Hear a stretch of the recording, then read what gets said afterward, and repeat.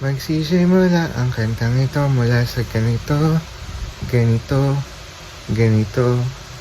Isa ito dapat kantang para sa isang santipiko. Napakasarap ng aking pukyaya. Santipiko. Ano na susunod na linya ay tungkol sa aking pag-ibig para sa lalaking lalaking matindi ang scientific analysis sa utak at walang panahon para sa iyong bullshit. Baby, yeah. Baby, yeah. Ilagay mo ako sa iyong petri dish para ako isang sample na tinitingnan mo sa iyong microscope.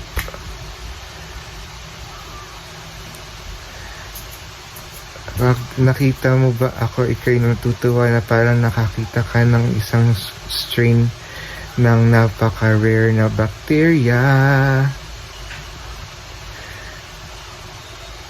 O isa lamang ako sa mga studies mo na hindi nagkaroon ng resulta. Yeah. Positive, negative man. Sana hindi ako isang slime at itatapon kasama ng mga hazardous waste. Yay!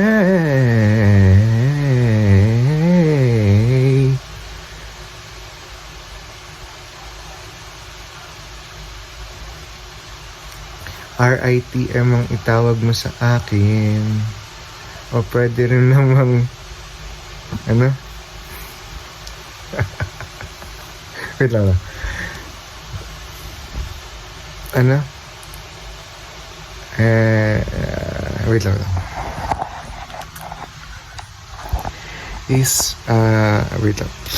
Second verse. Okay, lab gown. Ito ako naka-gown. Pinaganda talaga para sa iyo. Pero, Diyos ko, bakit ganyan? Mas tinititigan mo pang yung mga daga kaysa sa aking kagandahan. Charot! Ganun kasi para tayo makausad bilang bansa, kailangan talaga niya isakripisyo ang sarili niya. Pero sana hindi na kailangan. Para sa akin na lang siya. Scientifico. Ako naman nandito. Ikaw ba ay para sa bayan o talaga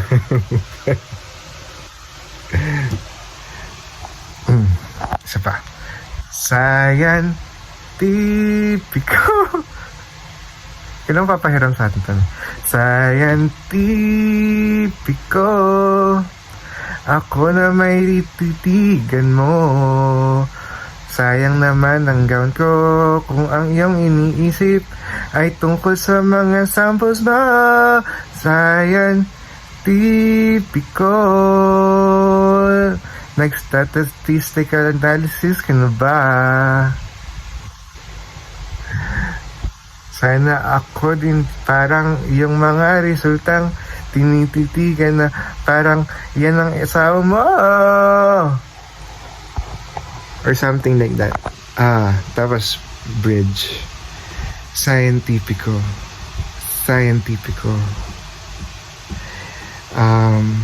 Gawin mo akong parang ML. Pakindat-kindat, nagpapansin. Mainis ka naman kahit konti lang. Para alam ko naman na kahit isang segundo ako'y tinignan ng iyong napakagandang mga mata. Charot! Tanga, mahihirap yung mga yun. Mga walang panding ng mga puta. Ano. Ikaw kasi, ang iniisip mo, puro kalibugan, mga chinito-chinita. Siya at least, makakatulong sa bayan. Charot, bakit ako ganito? Asan? Charot. Sayan, tipiko until fade. Ganun. Bye-bye!